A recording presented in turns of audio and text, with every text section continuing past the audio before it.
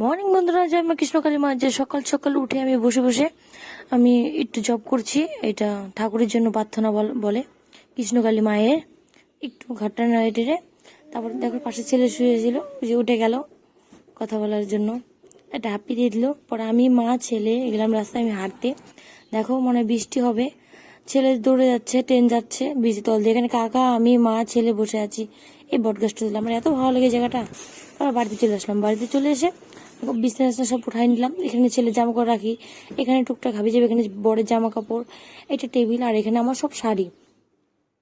তো তোমাদেরকে সব শাড়ি একদিন শেয়ার করে দেখাবো কি কি শাড়ি আছে। আর তারপরে ঘরটা ঝাড়টার দিয়ে তারপরে মুছে নিলাম। ঘরটা প্রচণ্ড নোংরা হয়ে গেছিলো, ঘরটা মুছে কমপ্লিট। তারপরে ছেলের জন্য দুধ গরম করে নিলাম। ছেলেও খাবে, আমিও খাবো। দুধ আর সেলাস খেয়ে নিলাম, ছেলে আর আমি। তারপরে কাপড় জামা মেরে নিলাম। তারপর বড় হচ্ছে পাম্পলেট, কত রকমের মাছ, পাম্পলেট, খোকা, ইলিশ, কাতল, তারপর কচু শাক। Bye, tata, subscribe.